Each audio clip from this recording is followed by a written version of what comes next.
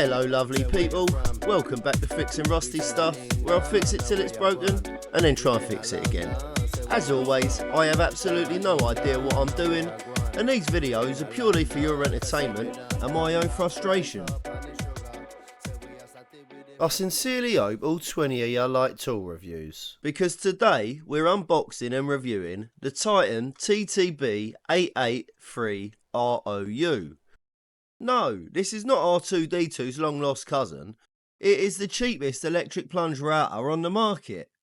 And when I say cheapest, I mean the cheapest you'll find in any respectable local hardware store. It's even cheaper than Ryobi. Sure, you could probably find an unbranded Chinese knockoff for less on eBay, Amazon or Alibaba, but at 50 quid, this is as budget friendly as it gets from a shop that won't make you question your life choices. Before I continue, I hereby deliver this disclaimer. I am not a carpenter, and the only router I've used previously is the attachment for my now broken Dremel.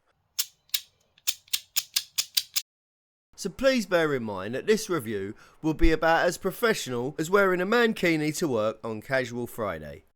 If you've been following the debacles in my Shed to Man Cave series, link in the description, you'll know that one of the challenges I've unnecessarily given myself is to bodge a round window into a square hole.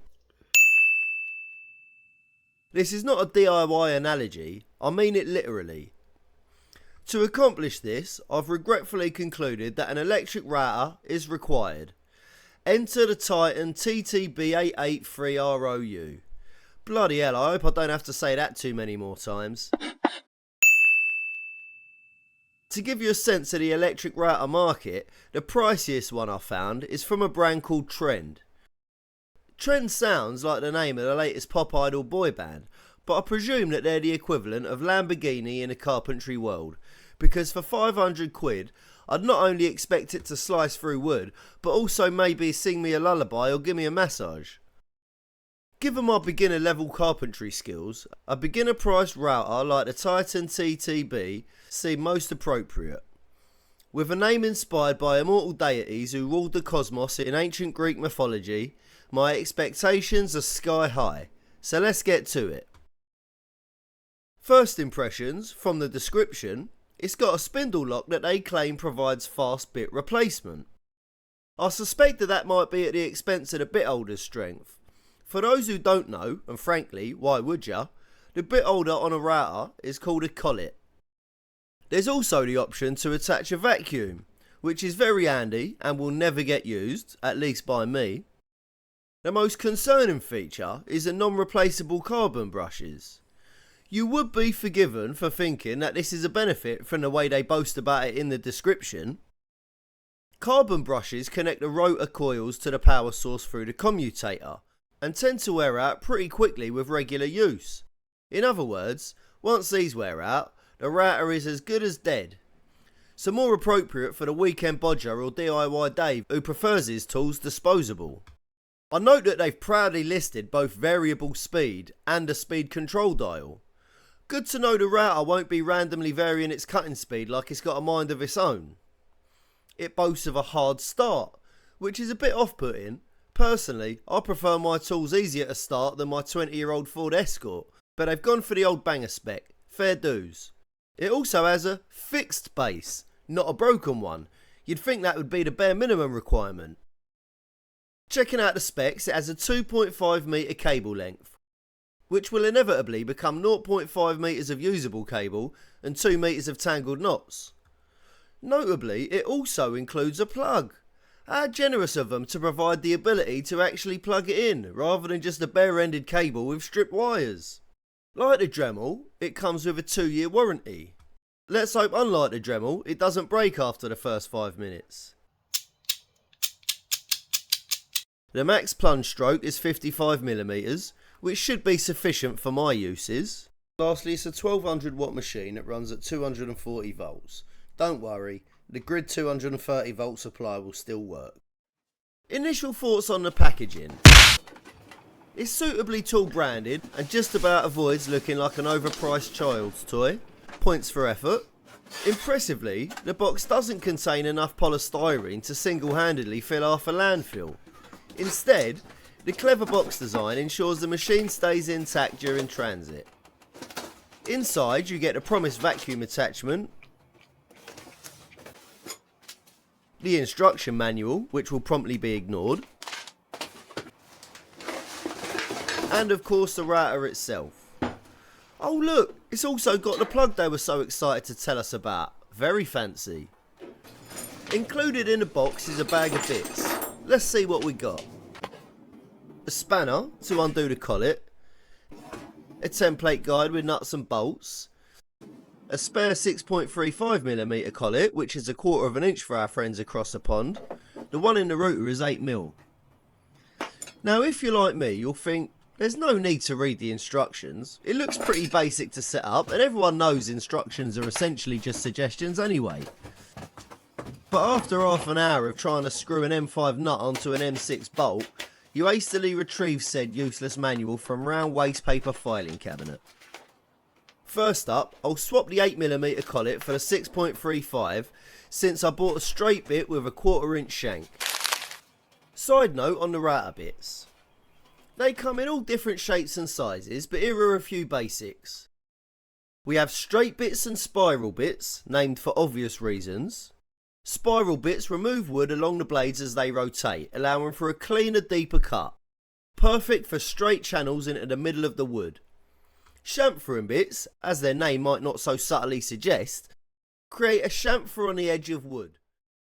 Think of them as the hairstylists of the router world, ensuring that your wood has that perfectly angled edge following the profile like a pro. Next up, we have rebate bits. These also come with a bearing for the edge of the wood, primarily used to cut grooves for wood joints.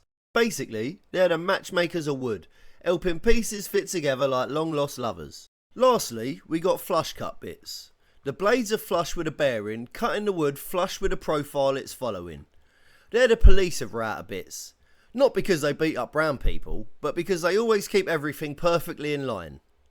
And now, time for a brief intermission and a video of a solar farm up close and personal.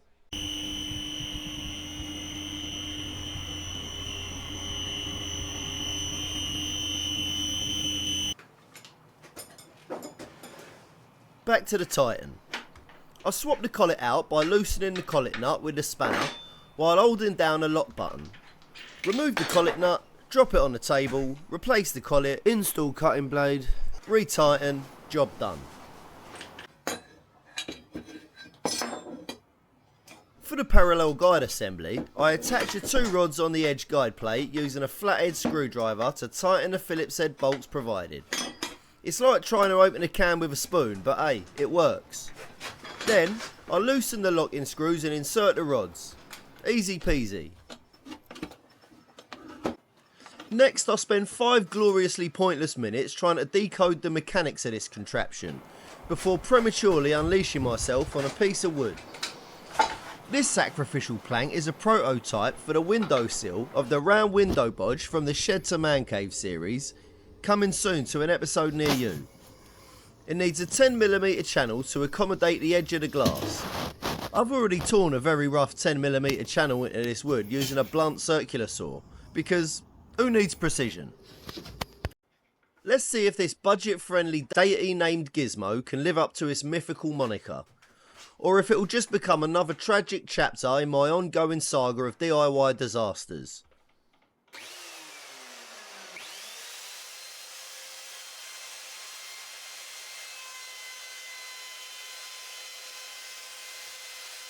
Whoa, what's happening here? This thing's got a mind of its own. But hey, it's creating a lovely pattern. Accidental art, anyone? Here's the other side of the channel, which is rougher than a bear's arse. The Titan, however, has managed to give it a surprisingly clean edge, including the mishap amidst the chaos. And now for the opposite side. The tricky part, as you can see, is keeping the parallel guide close to the edge. Mine decided to take a detour and cut more into the edge than intended. The plunge lock lever also has a learning curve. Think of it as a dance move you didn't want to learn. I give it a couple more attempts, cleaning up the edges, and then decide to go full freestyle. While I am not qualified to provide a deepingly insightful review of the almighty Titan, Here are my thoughts. It's got a nice quality feel, quite heavy, but that might be due to the copper and steel inside the motor. It cuts clean, or maybe it's the blade, who knows. It's relatively easy to manoeuvre, just keep that parallel guide nice and tight to the surface. The plunge lock lever does take some getting used to, but that's probably more about me than the tool. All in all, as long as it outlasts the dreaded Dremel, I'm happy with the purchase. Well, ladies and gentlemen, thanks for watching. If you found that mildly entertaining, hammer the like button, share it with your better half, subscribe to the channel to follow the chaos, and stay tuned for the next instalment of Fixing Rusty Stuff.